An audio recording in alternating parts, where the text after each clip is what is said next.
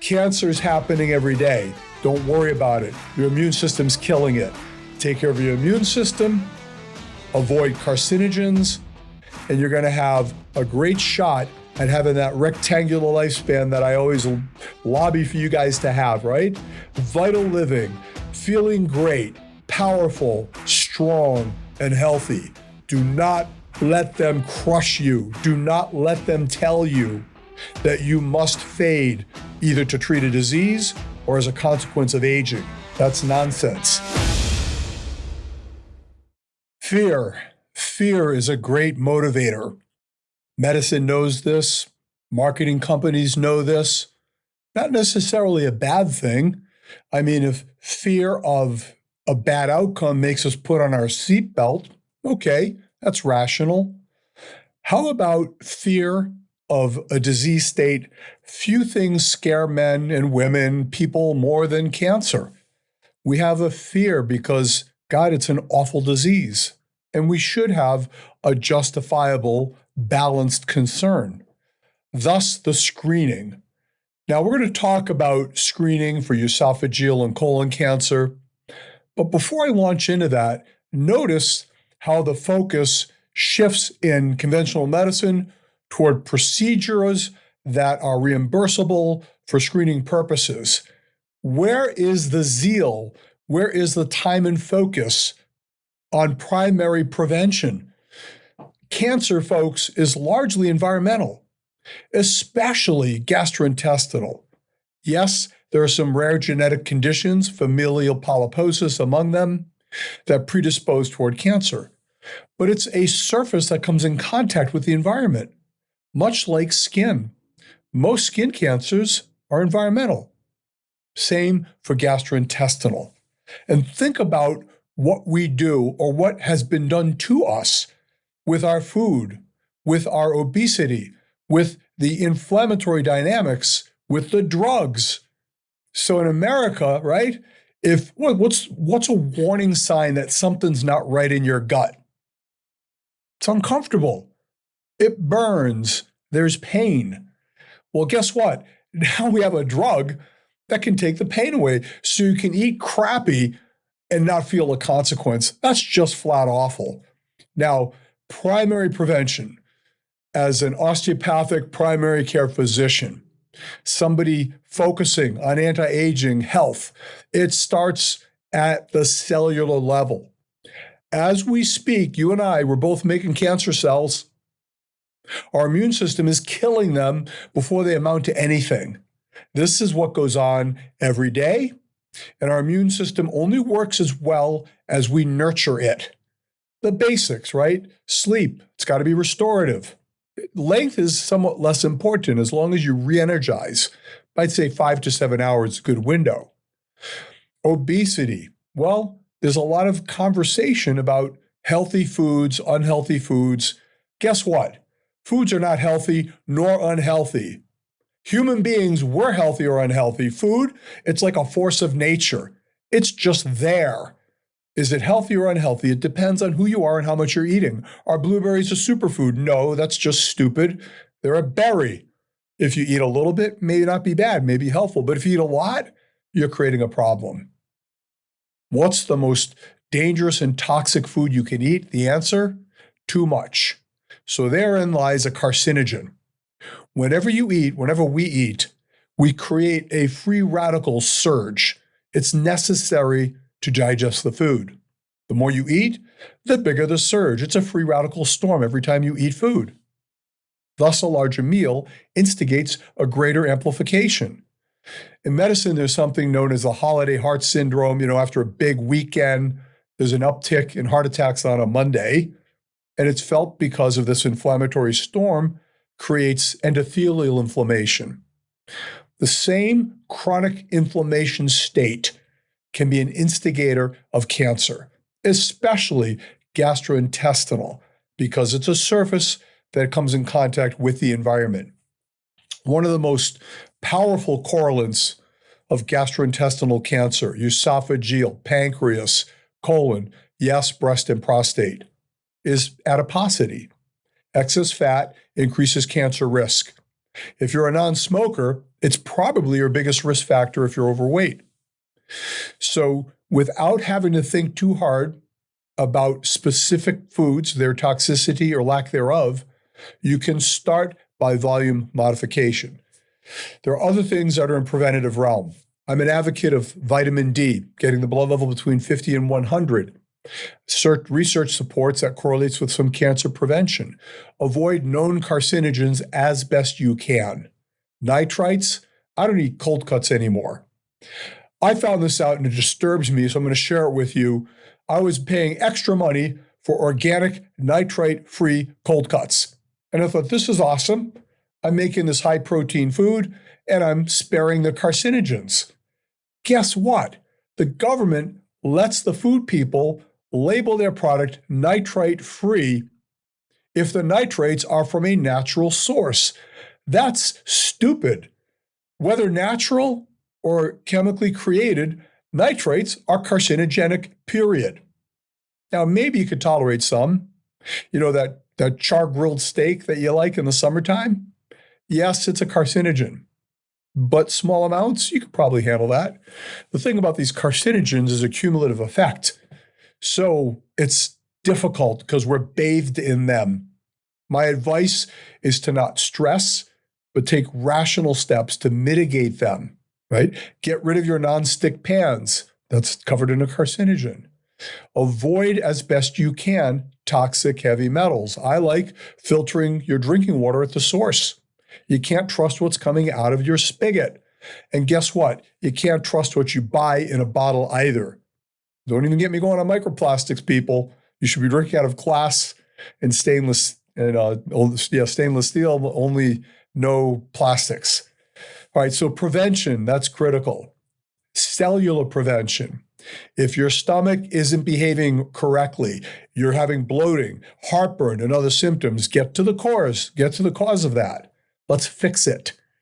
You know, in America, we don't have a standard of screening for esophageal cancer. It's not that common of a cancer.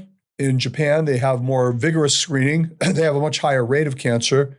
It's felt due to the sake, you know, that hot drink that they have, alcohol consumption, clearly a risk factor. But how about esophageal cancer? When should you be concerned?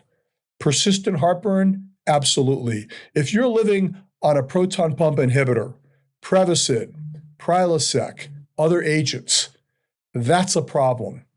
You should not need a drug to soothe your gastrointestinal system. And the more you use the drug, the more you're masking a symptom. The primary symptom of esophageal cancer, one of them, can be heartburn. Well, if you have heartburn all the time, you've lost the ability to have that discriminate. So oftentimes, at some point, in the face of persistent heartburn, a recommendation will be made for an EGD, a scoping procedure to look inside and see what's what. Well, what are the risks and what are the benefits of that approach? Going into the stomach, anytime you do a procedure like that, anesthesia is involved. Aspiration can occur, so pneumonia is a potential side effect. This is not a benign procedure, and it ought not to be done in a cavalier manner.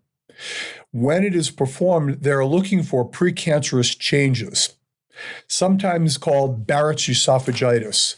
It's when the normal cells lining the esophagus morph from a squamous to a columnar form. That's something that has a visual appearance, and on occasion, biopsies are done to help confirm it. Now, Barrett's esophagitis does correlate with an increased risk of esophageal cancer. And before you jump on the bandwagon of getting scoped every year, we have to consider risks and benefits. This is always a factor. There is no screening procedure that is perfect, that captures everything, or that is risk-free. The bias in medicine is to be very proactive regarding screening procedures, partly because they believe in the ability they have to prevent death from cancer. Okay, that's a true statement. But there's also this cocktail of incentive. They get paid. You get paid a lot for a scoping procedure. You don't get paid much to think. And if you're part of the investment group that opened up this endoscopy suite, it cost millions of dollars. It's a legitimate endeavor Doctors have a right to make a profit from their intellectual work, from their procedural work. But there's a little bit of a challenge when that investment compels sort of a slanting of zeal for advice. So what am I talking about? In EGD, what's the risk profile? There's a potential risk of perforation. There's a risk of infection, aspiration. If you have a Barrett's esophagitis, if it's mild, it can be graded based on its level. Is at about a 0.1 to 0.5% per year incidence of it morphing into cancer. So the risk of Barrett's esophagitis turning into cancer is small. It's not negligible, but it's small. So how about the procedure itself? Now here's the problem. Serious complications from an EGD requiring hospitalization occur in about 0.1% of the cases, almost equivalent to the risk of cancer happening. So you take somebody who is healthy, subject them to a procedure, and the annual incidence of hospital visits after an EGD, 66 to 102,000 visits per year. I'm not telling you to never do it, just to be thoughtful about how it's done, how often it's done, and by all means, get yourself out of the sort of washing machine cycle of taking the drug to block the symptom, right? Chronic proton pump inhibitors. So the treatment for Barrett's esophagitis is to put people on a proton pump inhibitor like forever. And I'm telling you, I see them in my practice. They come in and they say, I have Barrett's esophagitis. Do you get heartburn? No, but I have Barrett's esophagitis. Going on a chronic proton pump inhibitor has very weak evidence of protection against esophageal cancer. It is somewhat speculative. That is, the acid reflux is a friction point, can increase cancer risk. Okay, but there are better ways to address that. A proton pump inhibitor itself correlates with an increased risk, possible increased risk of stomach cancer, increased risk in some studies of dementia, of type 2 diabetes. These are the details of drug therapy that are hard to find. There is no incentive, people, for Big Pharma to do a research study to determine if their drug is hurting you. So it tends to go underreported. There's no huge incentive for the doctors to report their own complications. Look, they're honest and good people, but it's human nature. They'd rather not have it amplified.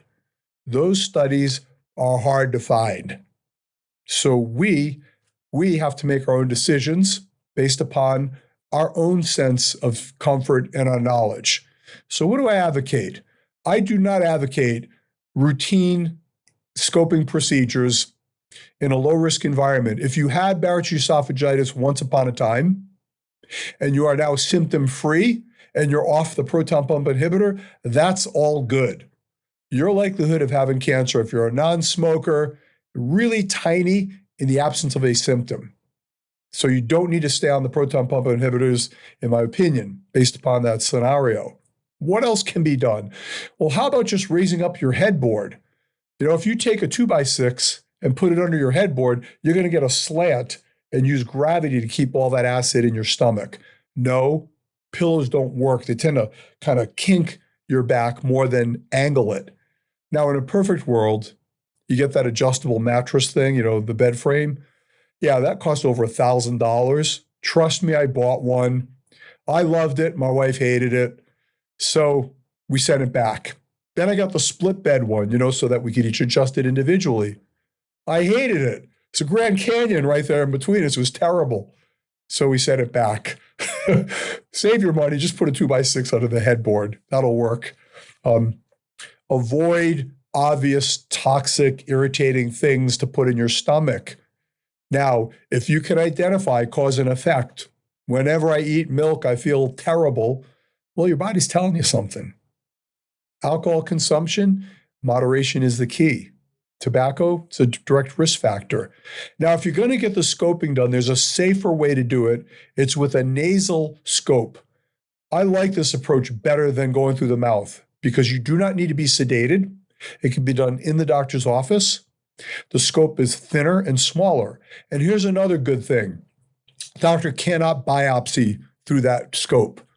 That'll prevent him from being tempted to take pieces of you when it may not be necessary. So, primary prevention. If you're going to get a scope, consider and ask for the nasal scope instead. All right, well, I want to highlight colon cancer screening. This is an exciting field because of the dramatic changes in the past few years. When I was 50, I had my colonoscopy. Awful, just awful. I lost 2 days of my life I'll never get back. The prep and the procedure. Drugged up for the procedure, I puked in the parking lot on my way out. I was a zombie, terrible. Now, at the time, it was the only game in town. But now, they do have other studies, other means of screening. One of them is a fecal immunochemical test. The fecal test, the FIT test, can determine whether or not there's blood in the stool. That can be a herald sign of possible cancer. And that test is inexpensive, doesn't require you to prep, and it can be done every year. Pretty good. There's also the Cologuard test, combining blood search with DNA, looking for fragments of DNA from polyps and from cancer. It is very effective at finding colon cancer or signs thereof. A wonderful screening test. It's inexpensive. There's no prep. There's no pain. Zero risk of complication. Colonoscopies, once upon a time, it was the only game in town. However, the rate of complications is relevant. You're looking at 27,000 ER visits per year from complications, especially if you're past 70, a risk of things like heart attack and stroke from the stress involved. Piercing the colon by virtue of taking a biopsy, which is commonly done. Doctors like to take biopsies. It gives them reassurance.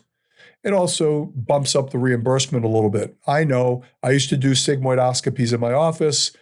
I always did a biopsy. My office manager told me to do that. We got paid more. Sad admissions, but doctors are humans. They get affected by these things, right? Protective from medical legal and also reimbursed. So what's a person to do? You got to direct your own care. What's the argument in favor of a colonoscopy? Well, you can look at the tissue directly. Here's a problem. Very operator dependent. If it's done too quickly, the value and the results diminish. There are folds in that colon. And if you're very careful, you go up and you look around it with your scope, that takes more time. Those colonoscopy centers are volume driven. The number of scopes equals reimbursement. You don't get paid extra because you were slower in doing your scope, even though it's a better study. The other variable is the prep. If there's a veneer of stool left behind, you can't see that well. All of these things, the operator variability, the risk factor, all of these things have led me to conclude that for the average patient, as a screening tool, by all means, I love the Cologuard. It's what I do for my patients, what I do for myself. If that pops positive, then you can justify a colonoscopy. Look, nobody ever became septic from a Cologuard. There was never a ruptured viscus from a Cologuard. You don't have to worry about look, that scope was in somebody else's butt earlier that day, and you're depending on whoever's in the back, make sure they sterilize the thing properly. I'm really down on colonoscopies because, as a screening tool, way too much risk, not enough benefit.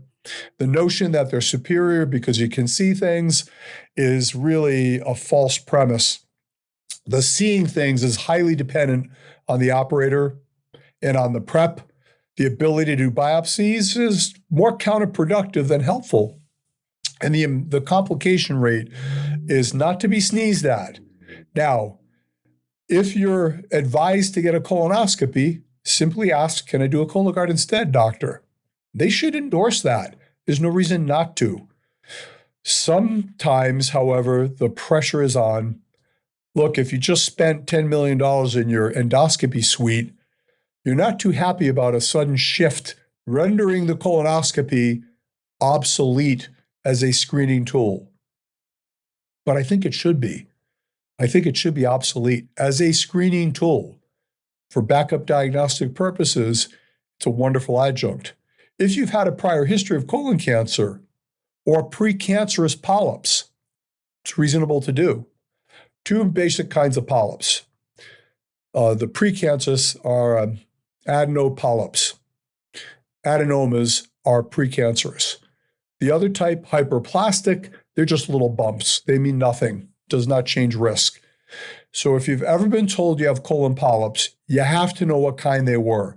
Is it an adenoma or hyperplastic? It'll make a difference regarding how things are managed. So in summary, if you're going to get an EGD, nasal laryngoscope, if you're going to screen for colon cancer, I'm all on board with a Cologuard. It's less expensive, it's safer, and it's high quality. Does it capture as much as a colonoscopy? I don't think we'll ever really know that answer. Theoretically, a colonoscopy may be able to capture more. However, the individual variables are really significant. Another thing I like about the Cologuard, it can be done more often, every 3 years based on insurance reimbursement. And for those of you that are, hyper screeners, you can pay for it. I think it's about $500. Not crazy money for many people. For those in whom it's prohibitive, let the insurance pick up the tab. So folks, remember, cancer is happening every day. Don't worry about it. Your immune system's killing it. Take care of your immune system, avoid carcinogens, and you're going to have a great shot at having that rectangular lifespan that I always lobby for you guys to have, right? Vital living, feeling great, powerful, strong, and healthy. Do not let them crush you. Do not let them tell you that you must fade either to treat a disease or as a consequence of aging. That's nonsense. I want you to die in great health at an advanced age without much forewarning, with just a quick exit after a beautiful life. So screen, yes, but screen cautiously. And do not lean on screening. If you have a screening test that's good for that day. You should be living the anti-cancer lifestyle. All right, that's all I got for today, folks. Thanks, as always, for following, and I look forward to our next chat.